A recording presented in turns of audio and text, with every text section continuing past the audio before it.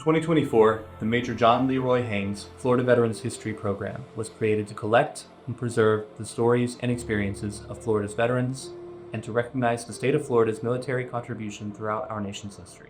Through recorded interviews, the Florida Veterans History Program Oral History Collection acts as a living archive of first-hand accounts to capture the details of military service and the voices, memories, and reflections of the Floridians who served. The Major John Leroy Haynes Florida Veterans History Program is operated by the Department of State, Division of Arts and Culture's Florida Folklife Program. Together, we are proud to ensure that Florida's military history is preserved, honored, and shared.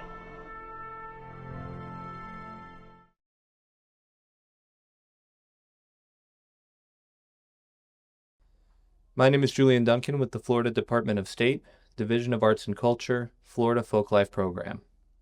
Today is August 4th, 2025. The time is 11:12 a.m., and I'm interviewing Michael Kelso in the Villages, Florida. Also present is Zachary Morrow. This interview is being conducted for the Major John Leroy Haynes Florida Veterans History Program and will additionally be submitted to the Library of Congress Veterans History Program. Can you begin by telling us a little bit about where you were born and grew up and your early life? I was born in a hospital in Philadelphia, Ben Franklin, and that was 1957. My dad was a FT, fire control technician, second class in the U.S. Navy at the time. My mom was working as a waitress. About 8 months after I was born, we moved down to Florida, Orlando, for the first time. My sisters Linda and Marion were born there, and then we moved back up to Baltimore, to a little town called Damascus, outside of Baltimore, to the west, and went to elementary school there. Moved back to Florida. I lived on the beaches for 3 years, Satellite Beach, which is just south of Patrick Air Force Base, which is now Patrick Space Force Base. And then we moved to Orlando, where I went to high school. And that's also after I graduated from Oak Ridge High School in '75, right into the Navy, right at an NTC, Orlando Recruit Training Center, and which is now closed out under the Base Realignment and Closure Act. They closed that base down. They moved everybody from there and San Diego to Naval Training Center and Recruit Training Center, Great Lakes, which is about 40 miles north of Chicago. In my couple of instances, it was kind of funny during my time at RTC. There was a kindler, gentler. They couldn't curse at us anymore. They couldn't use the swear words, so they had to come up with different things to call us. Worms for people that just kept moving around in the ranks, nuts for the silly ones. And we were going through an inspection. Now, there was two types of inspections: the bat staff, which wore a red agulette, a red rope, and then the MED staff, which were the pros at doing inspections. They wore a black and white agulette. Well, we're doing a med staff inspection. We're all standing in front of our lockers, pop tall. And they're asking us questions like, okay, who's your recruit training center command? What are your 13 general orders, this thing? And they asked one young man, what is the name of your recruit petty officer first class of your platoon? And he yells out, my recruit petty officer first class is PO1 Nut, sir. And the inspector looked at him like, what? Say that again, boy. Nut, sir. And down the end of the row, you see the man, standing there. He puts his hand out like this, which is step forward. Who are you? I am PO1 Billy G. Nutt, N-U-T-T. End of inspection. They couldn't keep it together. They couldn't be that, that stern, hard, couldn't do it. The other one was about midway through your training, you do what they call service week. Now, service week, they farm everybody out to different places. The chapel, if you're a religious bent. If you're more of a paper pusher, you become a yeoman kind. Most of them go to the galley. On my first day in the galley, I was behind the line helping the cooks. That lasted a morning. And then they put me on the serving line where I was helping, I was with, now you got to remember too, RTC Orlando was the only co-ed training center at that time. So anyway, I'm standing next to this seaman. Her name was Marie McGuire, and Marie and I came up with this idea that there is a black flag flying because at this time of year, it is too hot. You know, I mean, the temperatures have been in the upper 90s and heat indexes in the over hundreds. So they raised the black flag, which means you could not do any drilling, no rifle drill, no marching. You know, if you were going to class, you kind of just easy walked it because they didn't want you falling out and, you know, dying or something. Dying. We came up with this story for the new guys, and you always tell the newest ones coming in, because I mean their hair was shaved off, and you know they're all scared. They don't know what to do. You know, it's like they've got that grip on the tray. Hey, did you know that black flag out there? That means a recruit died. When you go past that flag, you make sure you stand up tall and you give that a proper salute. We had that whole base going on that joke. Finally, they came down and said, no, stop. So I graduated. I went to my last week, they had Boot Liberty, and you could go to a couple of different places. Disney World had just opened up about 4 years prior. So that was where most every guy goes. Now I'm in my whites, you know, white shirt, white slacks, combination cap, but it's all white. And on there, instead of my Chiefs crest, was a little thing that said, had a little eagle, and on top of it said USN, United States Navy. So me and a bunch of guys are walking down Main Street there in Disney World, and a lady comes by. Are you guys in a college or something? Oh, yes, ma'am. University of South Nebraska. Never a straight answer. You know, they thought we were garbage collectors and everything else. You know, never realized that we were actually in the military. So we graduated a week later. I spent 2 weeks at home. I mean, I was, like I said, I was living in Orlando. I was like maybe 20 minutes from the house. And then I got my orders, and it was going to Naval Training Center, Great Lakes, which is, like I said, 40 miles north of Chicago. Now, I'd never been out of Orlando on my own. I had $20 in my pocket. I figured I'd get into, I'd fly into O'Hare, grab a cab, go on up to the, no. It's 40 miles. And even back in the 70s, that was more than $20. But the cabbie was very cool. He took me downtown to the train station and said, you get on this train, it'll take you right out to the gate. Okay. So I spent about 14 months there from October of 75 to early December of 76. So I went through all 4 seasons there. And we learned, I went through what they call basic electricity and electronics, which is the basic for anybody dealing with any kind of electric, whether it be an electrician, ET, FT, ST, which are electronics techs, fire control techs, and sonar techs. Anybody had to do with electricity, electronics, they have to go through this course. Graduated that, they come back on the main side where the training is at. I'm going to FTA school, which is the entry level for the school itself. You're going to learn the basics of being a fire control technician. So we graduated FTA school, and some of us would go on to C schools, which is where you're going to learn a complete and dedicated fire control system. Now, my system was the 56 system, which had been created back in the early 40s. And it was all analog computers. They had scopes were about that big around. You're trying to peer into it to find a little blip, They had, below that was the fire control solution computer. And again, this is all analog. This is all reach rods and potentiometers with wiper arms. Okay, a certain area on that would give you a certain voltage. It would be, okay, you want to generate this. Or, this rod goes over here and moves this over here. And then you had the Mark 30 computer, which was the gun order computer that would actually send take that information from the 42 and convert it to a gun order to send up to the gun mount to actually aim the gun. That's the whole purpose of fire control, is to aim the gun. But you don't aim the gun at an air target where it's at. You aim it where it's going to be. It's like, Kentucky windage, You don't shoot at the bird, you shoot where the bird's going to be. And we had some, I spent, like I said, until December of '76 up there. Got my orders to the USS Yosemite, which was stationed in Mayport, Florida, which is just out, east of Jacksonville, Florida. And I was told, man, you got it made, man. You're on the Yosemite. That thing's chained to the pier. So I rolled up, and the first thing I see is these big old hawsers. I went, those aren't chains. Once again, it's like everything else, just a little sugar-coated lie.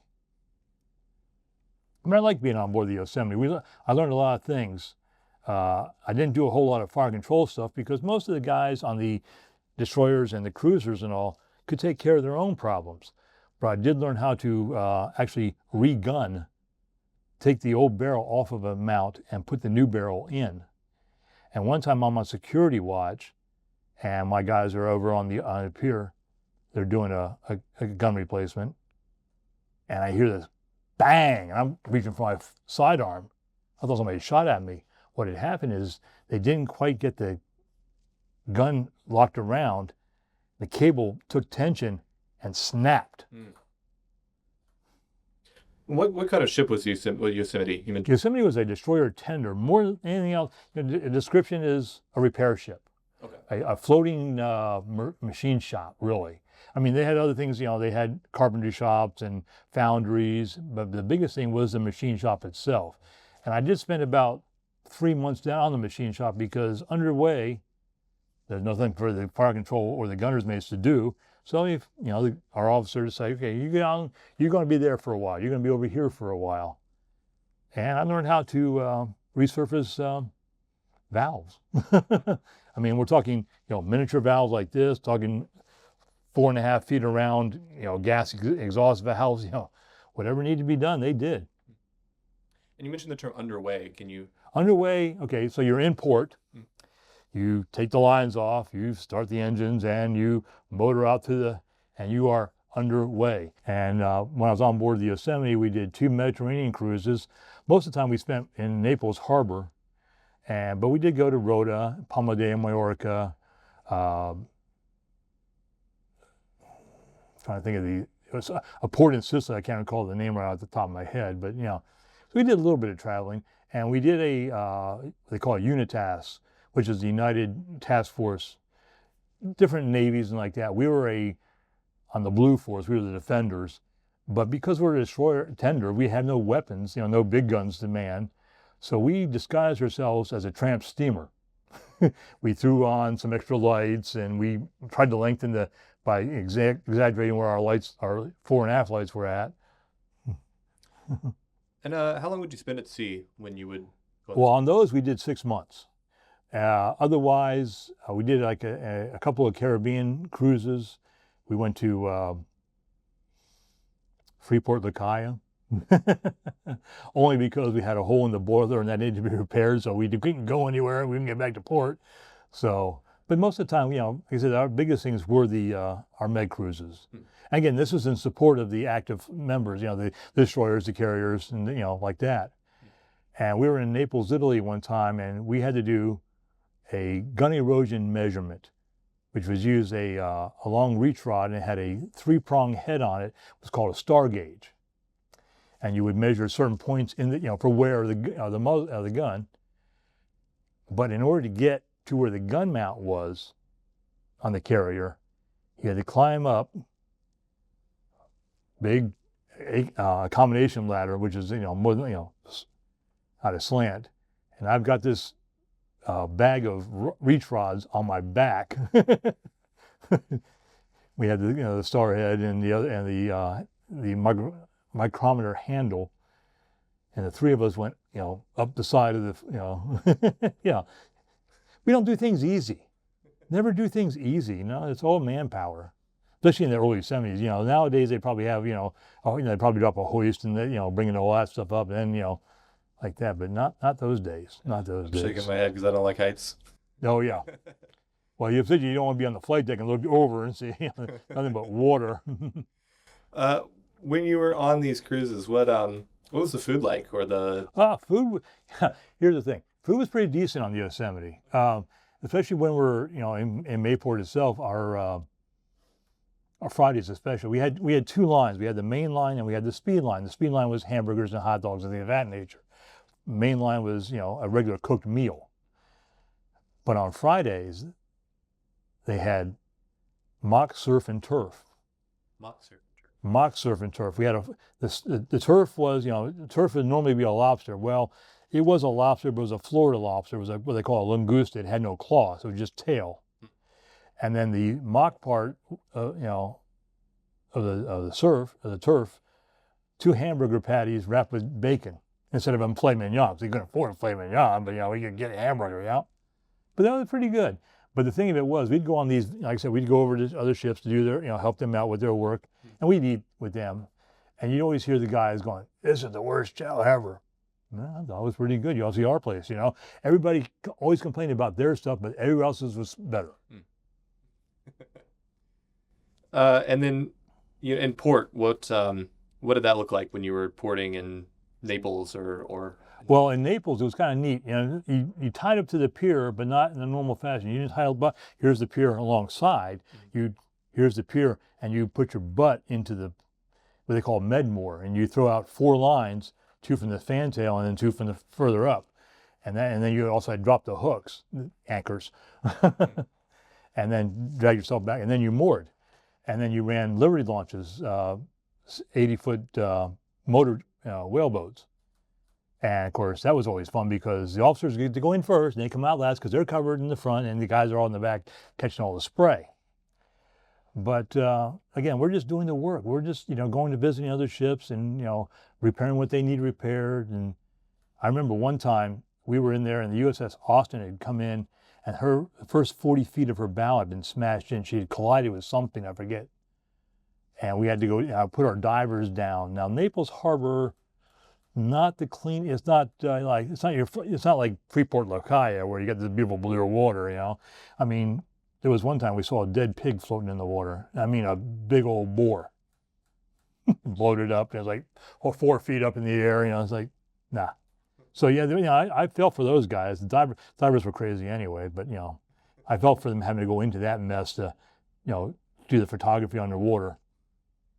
Photography underwater for the damage, they wanted to be. Gotcha. Yeah, I mean, like I said, the first 40 feet of the bow had just been rammed straight in. What about the living conditions on the ship? You're probably in a tight quarters, I'd imagine. Well, when I was on the Yosemite, I went from a 26-man berthing, which was really nice, and too high, plenty of room between, to repair berthing, which was a 240-man berthing area. And the racks were 4 high, 18 inches between. You had a guy to the side. If you were in the middle, you had a guy to the side, above, below, fore and aft, And they had expanded middle screens between all of it. Do you feel like you got any? I don't know. I'm just imagining like living close together, being on these cruises for 6 months, being in very close quarters. Do you feel like you got especially close to the other guys on your ship? Well, no, not really, because you get close to the guys in your shop, okay. And you might have a couple of people outside of that shop, but by and large, I didn't know any of the deck department people. I didn't know any of the ops, people, the signalmen or the quartermasters, unless I was up there doing the helm watch, which was our billet underway. We had to stand a 2-hour helm watch, and the helm was a 4-foot piece of brass with a wooden rim. So, I mean, you stood to watch. You didn't sit down behind it or anything like that nature. So, you had to steer the ship. And that was kind of fun because they would do what they call steering casualty drills, just, because when you actually turning the wheel, you're turning a motor that pulls a cable either left or right, which is going to move the rudder. On a steering casualty drill, you've lost that motor. So now they have to call back to after steering and have them do it. And my division officer was on the officer of the deck at the time, And one of my guys in my division had the watch. And he sings out, "Sir, helm has lost control." And Mr. McGlade looks in and says, "What do you mean?" And he holds up the wheel. "I've lost control, sir." Then what had happened is the nut that was holding on had backed off. And you can't make this stuff up. I mean, these things happen. I mean, especially on older ships, you know. This, like I said, this thing was laid down in 44 and 45, you know, so. What kind of free time did you have? Well, And what did you do in your free time? a lot of cards. Playing a lot of cards. Some people like to play backgammon or acey-deucey, which is another version of that. You know, some guys had some musical talent. They would play guitars or what have you. But by and large, it was, you know, you were pretty much, I learned how to read for enjoyment because, you know, there just, you know, wasn't a whole lot to do. Yeah. What kind of stuff do you like to read in those days? Oh, I was reading mostly science fiction and westerns. But I've gone into mysteries and, you know, when I was later on, I got into Native American histories. Do you think that, is there a through line from you kind of picked up reading while on the ship? Are you still? Oh, very much so. I'm a voracious reader. I mean, I read 2 to 3 to 4 books, depending on the thickness of the book, in 3 weeks. Do you attribute that to your time on the ship? Yeah, I do. I truly do. Yeah. I mean, I read before, but it was always, you know, hit and miss. You know, I might get a book out of the library and read it. And then back then, when I was, you know, it was World War II stuff. My dad had a set of books from about World War II, and I read those. Those were pretty good. And of course, the Hardy Boys, read those. And he had the original thick brown leather covered ones, not the blue covered with, you know, all the fancy pictures on it. But yeah, I love to read, and I still do love to read. Interesting. Yeah, that's an interesting byproduct of that. Yeah. On the ship. So you, correct me if I have my timeline wrong, you separated from the Navy in 81 and then enlisted in the Coast Guard in 1982. Yeah. Can you talk a little bit about the transition between services and what drove that for you? Well, I got out and in July of 81, and we were down, and the boat was in the Alabama dry dock. They were getting what they called SLEP, Shipboard Life Expectancy Project. They're trying to make this thing last a little bit longer, as it were, you know. And I remember they were in inspection, you know, in their whites. Now, this is Alabama. This is Mobile, Alabama, in the middle of July. Hot, dusty. And I'm walking out in my riding attire, my boots, my helmet, leather jacket in hand. And they're all standing there in their whites, getting all this dust blowing all over them. I'm going, I don't got to do that no more. Yeah, sorry about your luck. But I was out for about 14 months, and I had a wife and 2 kids at the time, and I just wasn't making it. And I thought to myself, well, I know where I can get a job. I don't want to go back into the Navy because I saw too many families break apart because of the very long, you know, 6 to 8 months. If you're in the Mediterranean, it's 6 months. Westpac, the Western Pacific cruises, 8, 10, 12 months at a time because they just, you know, so that's hard on a family. It's hard, you know, a long distance relationship like that. And this is the days before Skype, before, if you wanted to make a call to your spouse, you went up to the Radio Shack. If you were lucky to have a Radio Shack, and they would patch you into a hand operator somewhere in, you know, stateside, and they would patch you into a phone, and then you could go, and it would be like, "Hi, honey," over. "Oh, hi, honey," over. You know, and you can't get real familiar with it. You know, you can't say, "I love you to death," you know, "I want to do this, that," you know, because you're on open airways, and there's people waiting to make their phone calls as well. So, you know, nowadays, you know, they got the, you know, Skype and Facebook time, you know, FaceTime and things of this nature. It's just good, but it's bad too, because one of the big things we always waited for, you know, was mail call. Mm-hmm. I mean, I would write letters at least once a day, put them in the mail, and we would wait for mail call. And one time we were in Naples, and the Italian mail handlers had gone on strike. So there's all of our mail in those orange bags sitting there on the pier that we can't touch. Yeah. That's gonna be hard. It could be hard, yeah. Especially when you're trying to hear, my wife's expecting, did she have the kid or not? Oh man. I don't know. I'm waiting on a letter. You get in contact the Red Cross and they could maybe help you out, but you had to be pretty special, to find out. So yeah, I mean, there was some hardships. Yeah. I mean, I don't consider my hardship as much as those guys fighting the war in World War II and Korea and like that, because we're in peacetime, but still in all, it's hard on a young 18, 20-year-old guy to have a kind of a life other than the Navy life.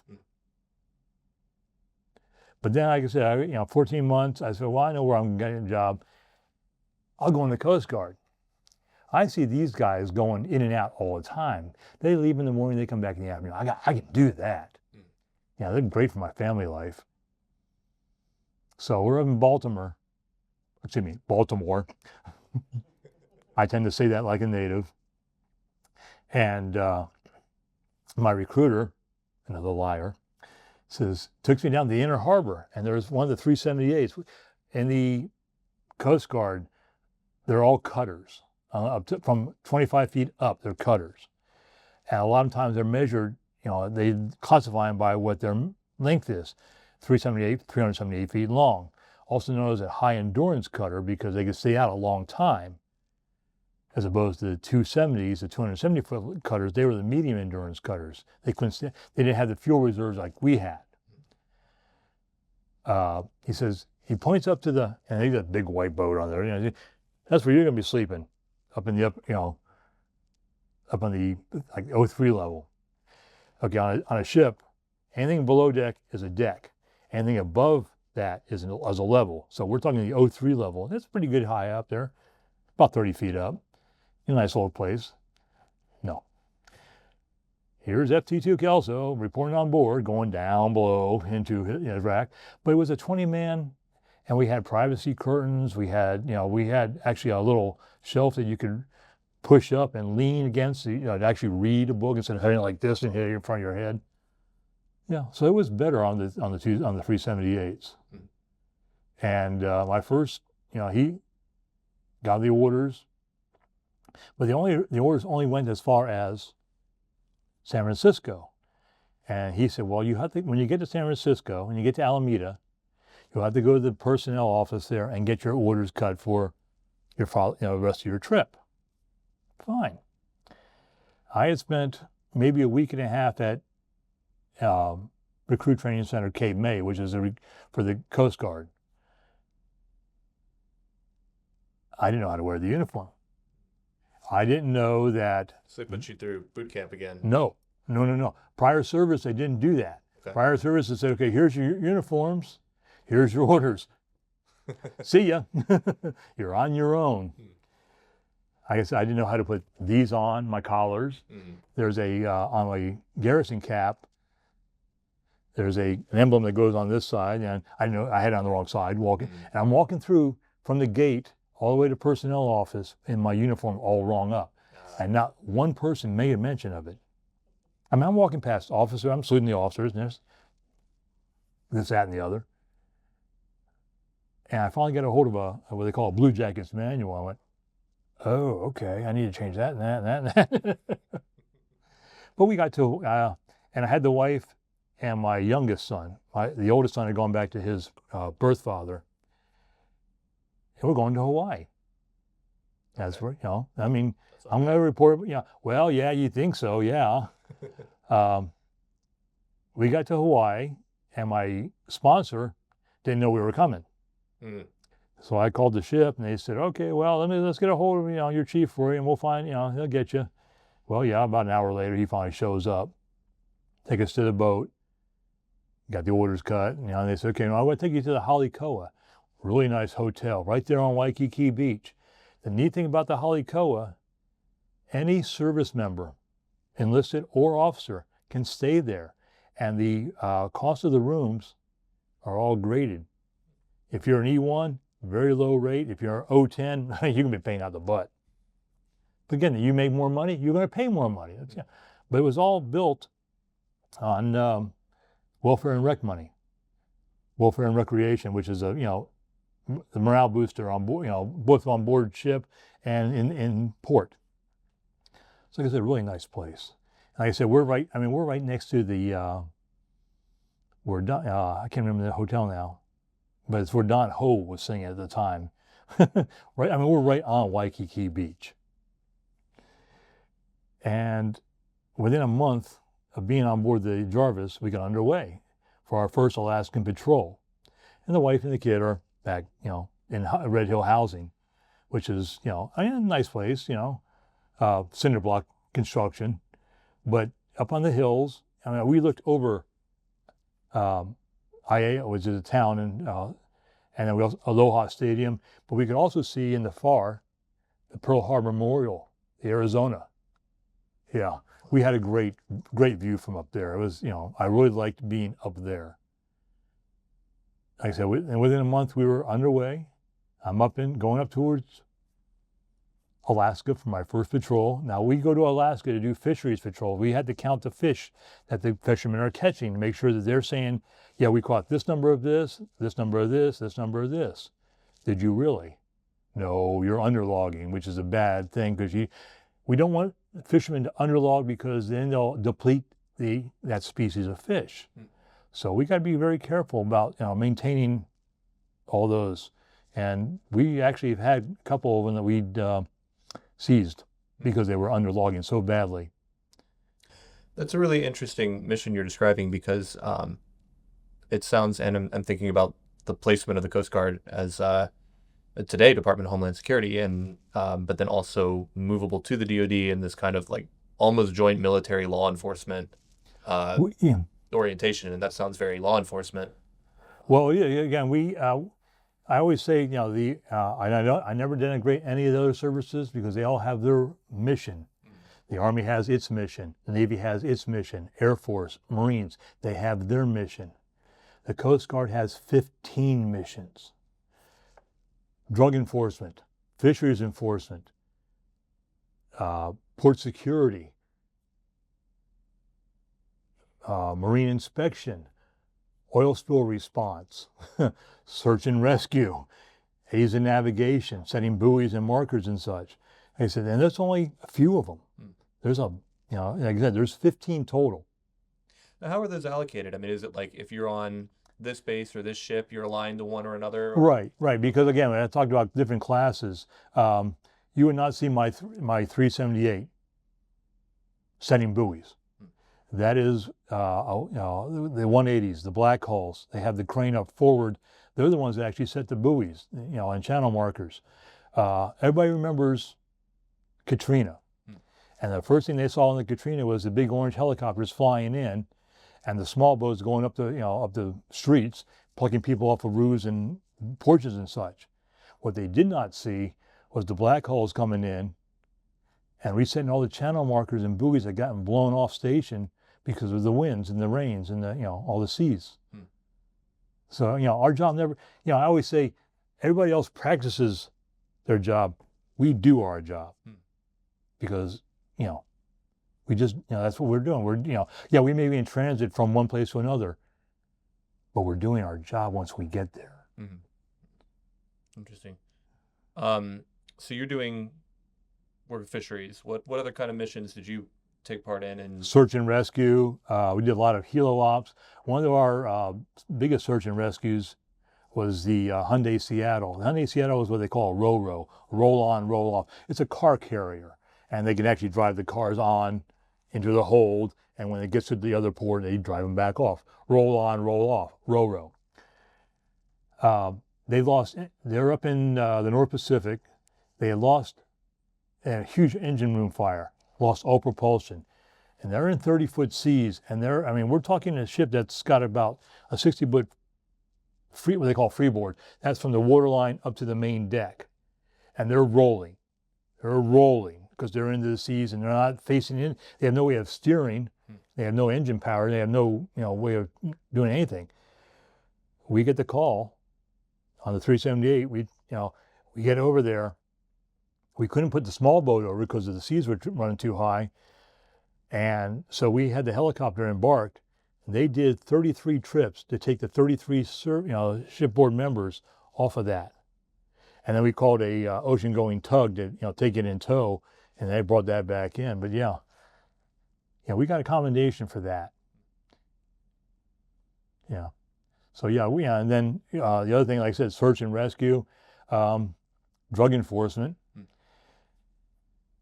Not so much in the Pacific, not as much up in the northern latitudes, but down around Hawaii, we busted the Line Island trader, which was, I was on board the Munro at that time, and huge score on that. And one of the biggest busts at the time, this was like in '83,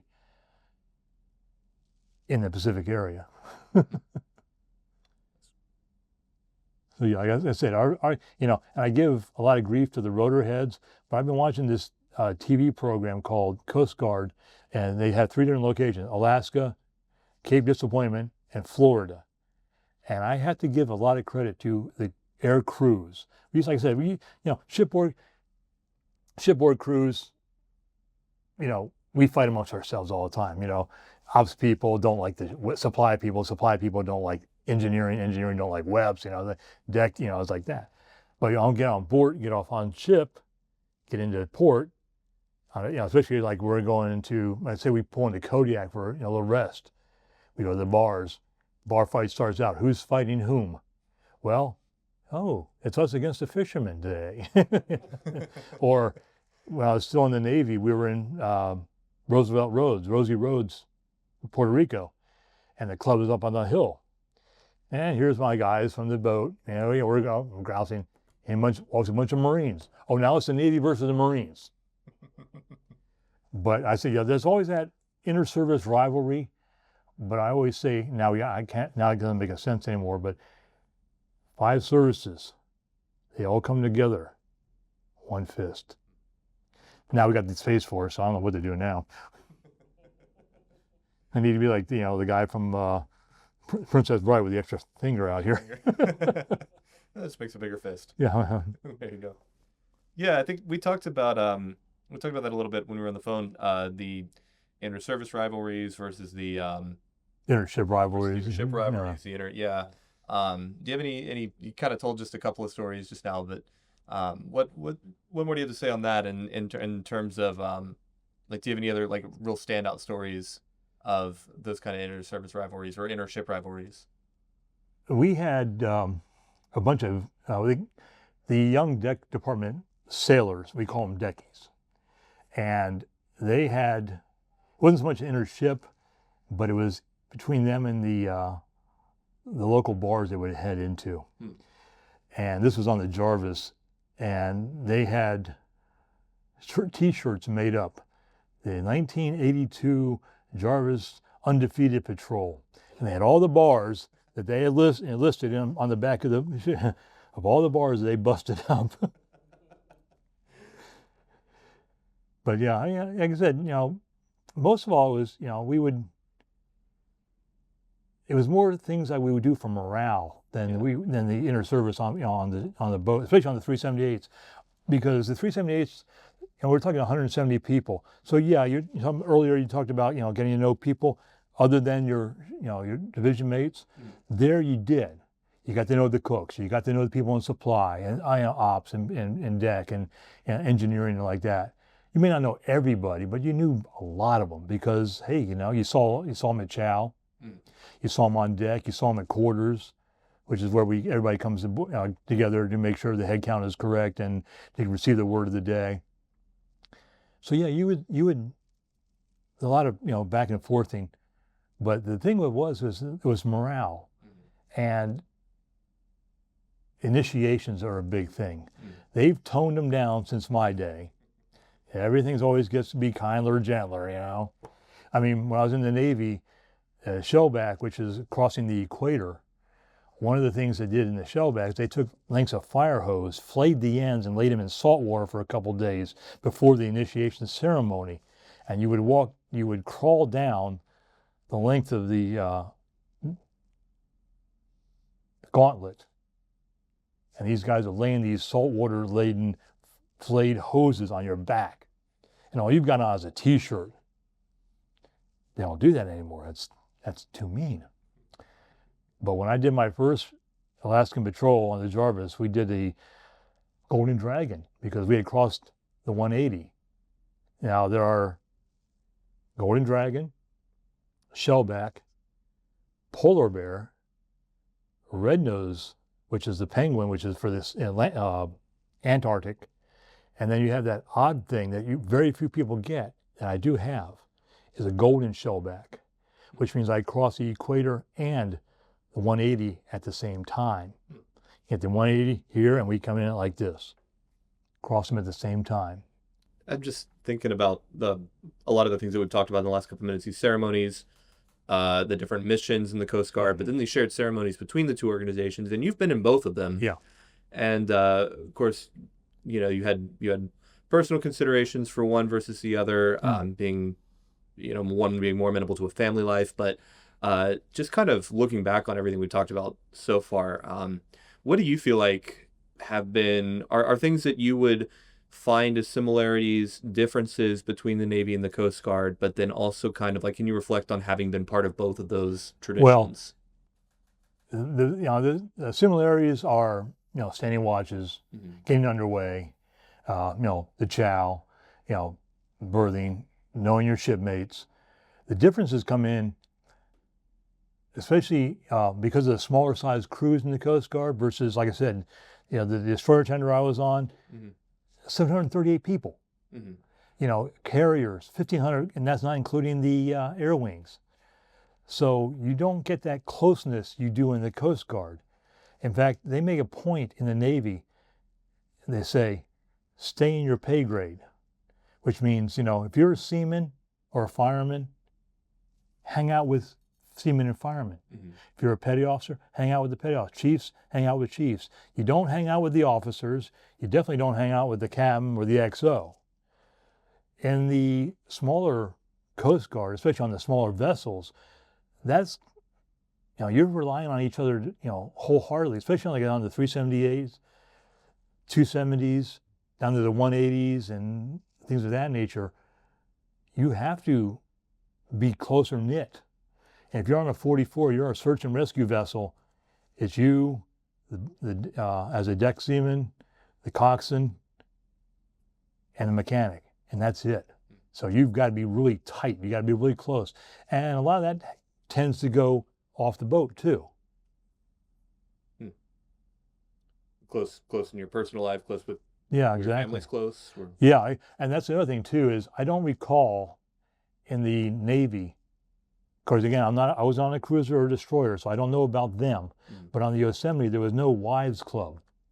In the Coast Guard, the captain of the vessel creates a wives club. Now, this is a close-knit organization that relies on each other because, hey, the husbands are gone. Well, now it's a spouse club because, we have mixed gender crews. You need help, you contact the spouse club. They could help you. I remember one time, this was another morale booster. Captain Moore's wife, Lou Jean, decided to make a video for the crew. That video disappeared. It was shown, and it was a lot of fun. The ladies had a lot of fun doing it. I mean, I remember one part of it was they were all dressed up in bustiers and had boas and feathers in their hair, and they're Oh, it was, again, but it was a morale booster for the guys that were, that stuck up in Alaska, counting fish again and again. I did 14 Alaskan patrols. I don't eat fish. Truly, I don't eat fish. How long were those patrols? At the time when I was doing it, it started out as 2 months, then went to 3 months, now it's up to 4 months. That's a long time away from your family. It's a long time. Again, it's still that long distance, and we, again, the med cruises were 6 months, but you only be doing that once or twice a year, or maybe every 18 months. Whereas Alaskan patrols, because there was not just one vessel up there, there's three of our 378s doing them, different areas. We could, it wasn't unusual to hit 2 or 3 patrols in a year. So we're looking at 6 to 8 months, 6 to 9 months, same distance line, but now we're going longer. It's like, okay, and it's really hard on the kids, I think, the worst, because dad's gone, mom's in charge, or mom's gone, dad's in charge. Oh, they got back. Now the rules are different. Oh, now they're gone again. Now the rules are different again. Family life, we took a hit. Yeah. Well, and you're still missing birthdays. Oh yeah, baseball games. I missed more Halloweens and Thanksgivings than I care to count. I only missed one Christmas. That was because my last patrol, the captain decided he wanted to extend it, to try to get more stuff for him. It didn't filter. That's another thing too. A lot of times, you see all of this stuff here. The upper rows are all unit stuff. The lower rows are all my stuff. But I know he got a meritorious service medal out of that. We got a star on our accommodation board. Not quite equal. And what did he do? He ran the boat. We did all the work. That's why I always say, don't call me sir. I worked for a living, because I truly did. I may not have been out there chipping paint and, or sitting down in an engine room, reading gauges and such, but I worked for a living. Yeah. Well, let's talk a little bit about some of you were in the Coast Guard for 14 years. Good amount of time. Yeah, 14 years. Some of your later assignments, I know you're wearing a badge right now. This is instructor on it, and so I'm just curious about what some of your assignments were throughout your career. That was my only shore billet. Okay. My rate, fire control technician, primarily shipboard. I was lucky enough to become an instructor for 4.5 years, and I taught first gunner's mate A school, where I taught basic electricity, BEE again, basic electricity and electronics to our new gunner's mates, and then shifted over after Desert Storm, Desert Shield to the fire control side, teaching the Mark 92 fire control system now. And the break was, like I said, 9/11. I'm sorry, not 9/11, Desert Storm, Desert Shield. They took the staff from the Gunner's Mate A School, the small boat school at Yorktown, brought us all down to Camp Blanding, Florida, outside of Stark, and taught the port security people that were going to go across to Kuwait small boat tactics, small arms training, just general, being a coastie again, because the port security people are reservists. Now they're going to go into an active situation. Port security had one task there, to maintain the security of the port while all these vessels were offloading all the material to go fight the war. To this date, we still have assets in the Persian Gulf, because Posse Comitatus says a naval vessel, U.S. naval vessel, flagged, cannot make a boarding underway in the international waters. It's considered an act of piracy. You put that Coast Guard ensign up there, you put a Coast Guard member on that boarding team, it becomes a law enforcement detachment. Interesting. Now we can do it. Plus, I want to back up just a little bit. Posse Comitatus, is that like international? That says, that's our, I don't know exactly what the words mean, but what it says is okay, U.S. Coast Guard, we're the cops.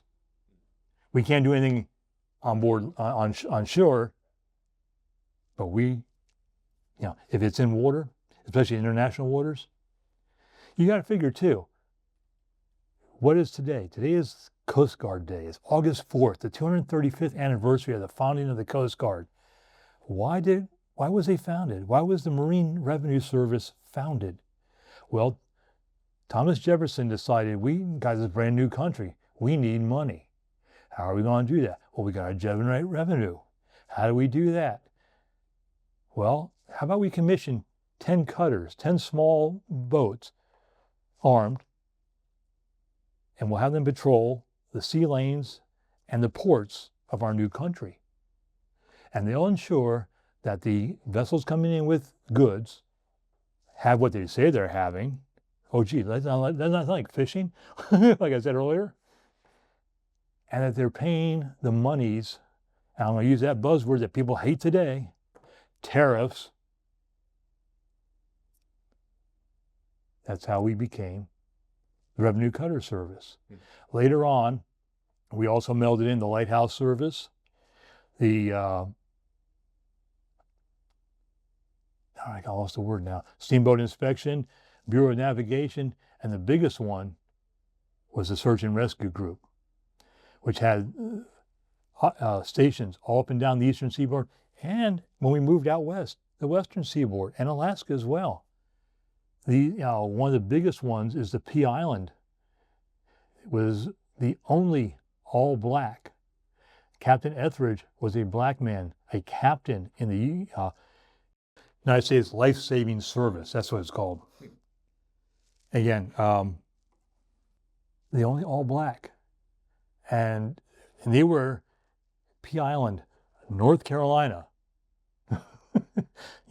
Heavy, southern leanings at the time. But yeah, that's how, in 1934, they all came together and became the modern U.S. Coast Guard.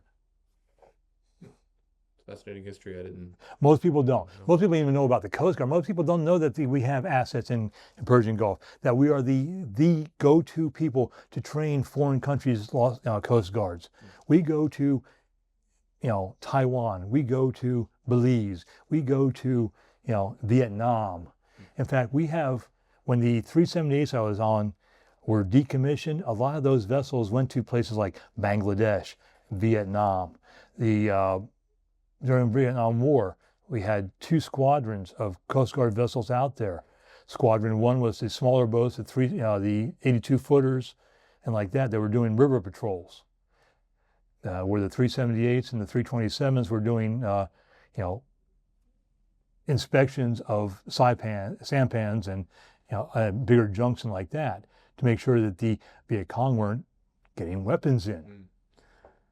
A lot of those stayed in Vietnam or were sold to Vietnam later on. And we teach them how to use and our tactics as well.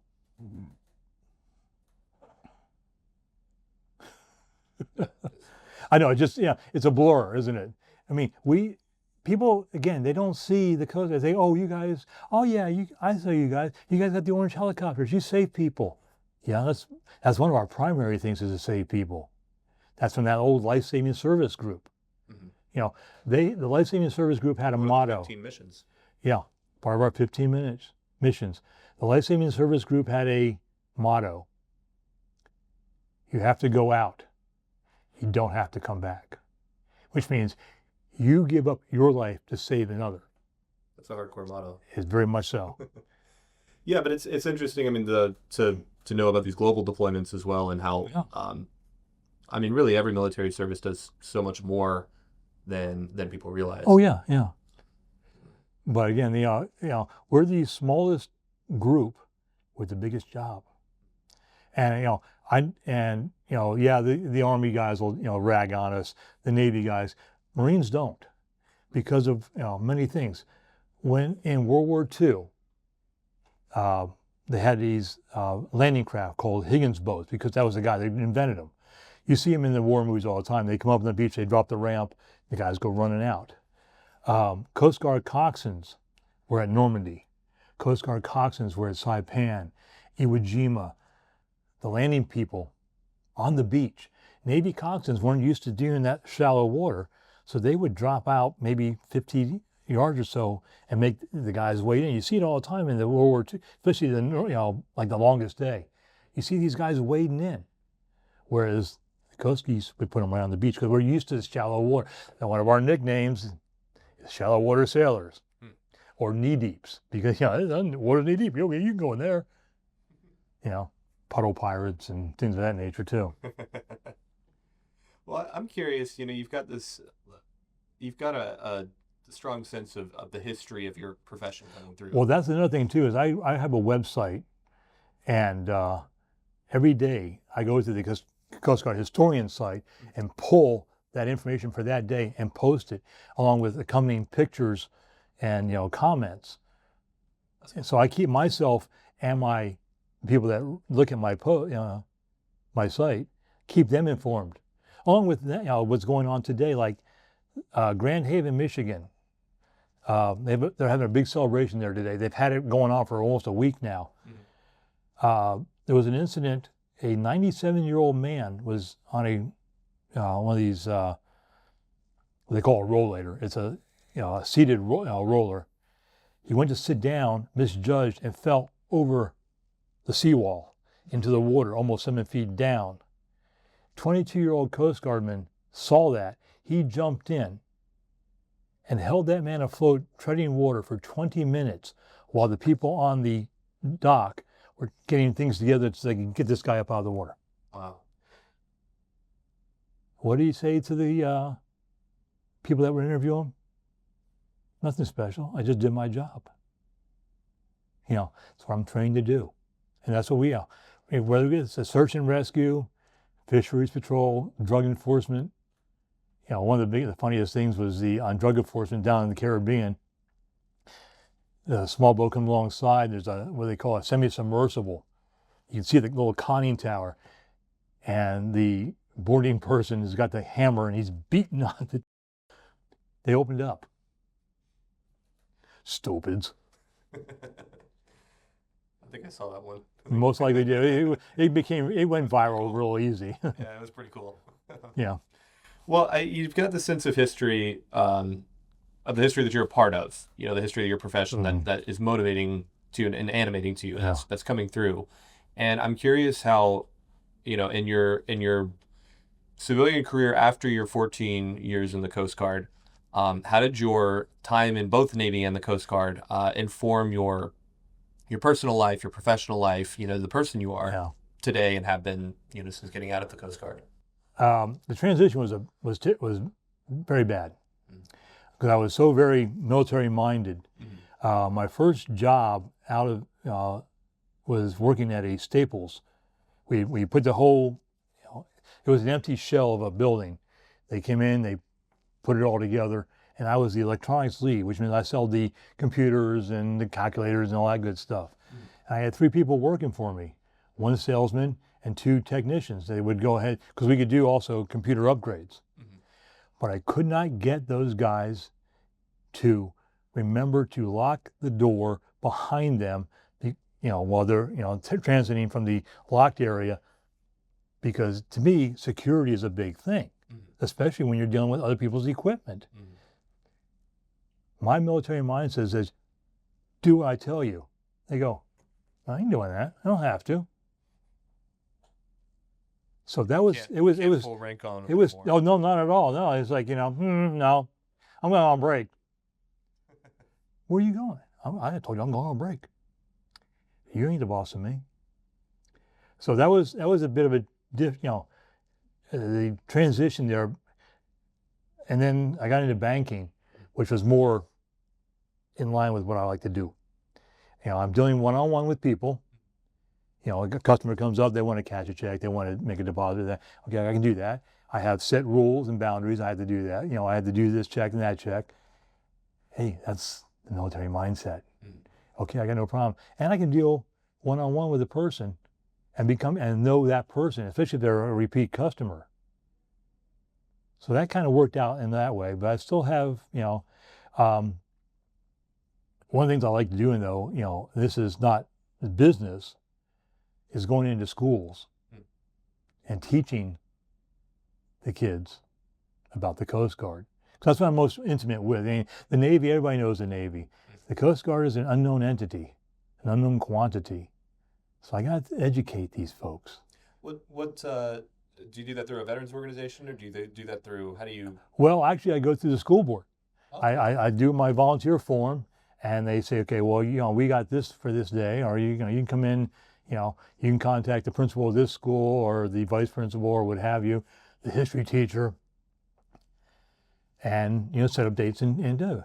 And I have gone in and, taught kids about the Coast Guard. I was teaching a bunch of elementary school students, talking about the different missions.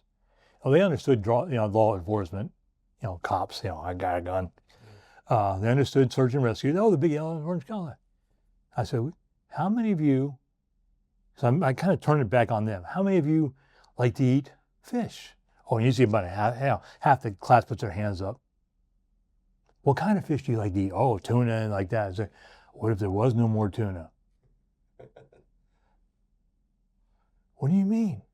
That's one of the jobs the Coast Guard does, is we ensure that there will be tuna for you to eat. We go out and we check to make sure the boats are catching what they say they catch and how much they're catching. Because the cod up in the North Atlantic almost got fished out. It's only now coming back because of what we're doing, because of our management techniques. I'm sure that resonated with the... Oh yeah, I mean, again, you got to, I always say you have to gauge your audience. You have to make that connection, because, we're talking, if I'm talking to a bunch of high schoolers, I can go on a certain level here. If I'm talking to a bunch of 4th and 5th graders, I was doing a flag day with a bunch of kids. And we had gone through all the, the 13 stars and stripes, and then we'd gone through, the new generation, the 50 stars and the stripes. And we were asking asking the kids questions. And I asked the question, I said, which is the last 2 states to be entered on the flag here? Oh, I don't, Alaska and Hawaii. And I didn't think this question through all the way. I said, well, where is Hawaii? And this one young girl goes, that's the last one right there. Points to the last star on the flag. She knew where it was. Wasn't the question, it wasn't the answer I was looking for, but. I like it when it's the right answer for the wrong reasons. I think that's... yeah, like I said, I just... creative thinker, sign of a creative thinker. Yeah. It's like she knew what she wanted to, she knew where, it's right there. Yeah. So you're involved in school and education and that kind of thing. Are you involved in any veterans organizations today? I belong to the American Legion, the Knights of Columbus. The 4th degree is the patriotism degree. I was with the Marion County Veterans Council. I was with the Marion County Honors group. They could go down to Bushnell and do render honors for past servicemen and women. I worked as a chaplain for that. So yeah. Great. I've had to back off though. I'm getting older. I don't have as much energy anymore. So I tend to I've scaled it back some. You seem pretty energetic to me. Looks like I'm seated and talking. I'm not walking around and firing a weapon or something at the funeral. Yeah. Well, that's an extensive both service career and post-service service career. And so as we kind of start to wrap up here, I'm curious if you have, and this fits really nicely because you're talking to young people in schools and everything. What kind of message would you give if you were talking to a young audience right now, students or people considering what to do next with their life, whether it's military or otherwise? What would you say to them about history, about service, about? One of the things I tend to go to is the the Veterans Day service at the Veterans Park in Ocala. And I always have, I'm in uniform. And they always ask me, I've had a couple of other smaller interviews with kids. And they'll say, well, what would you say? I say, well, do this, enlist. Or if your grades are good enough, apply to an academy. Do at least one term, because this is what's going to do for you. It's going to broaden your horizons. It's going to get you out of your comfort zone. You're going to be out of school. You're going to go to a place, you're going to meet people from all over the nation. You're going to learn a trade maybe. You're going to have fun. And it's not going to be sitting in the same people with the same people that you've gone through grade school with, the high school. You're going to be out in the world.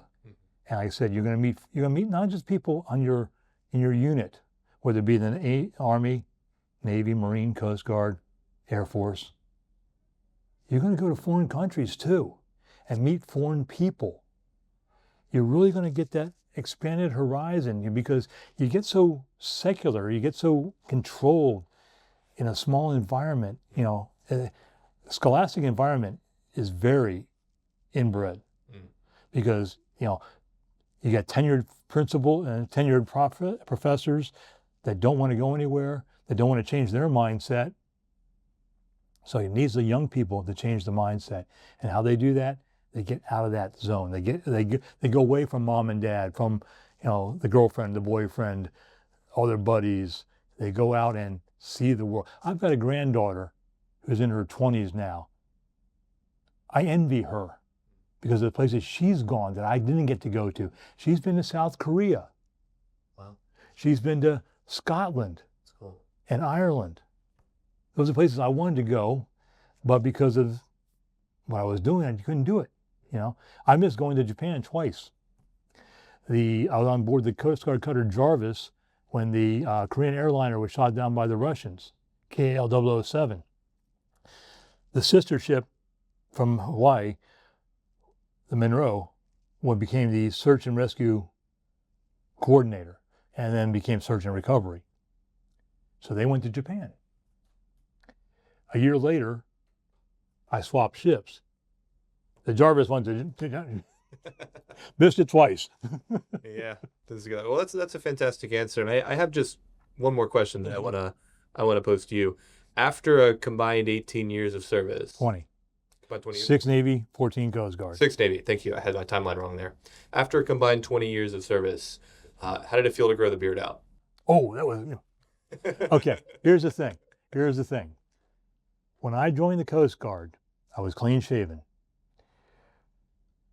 I was allowed to grow, at Coasties at the time were allowed to grow beards. Ah. So I grew a beard.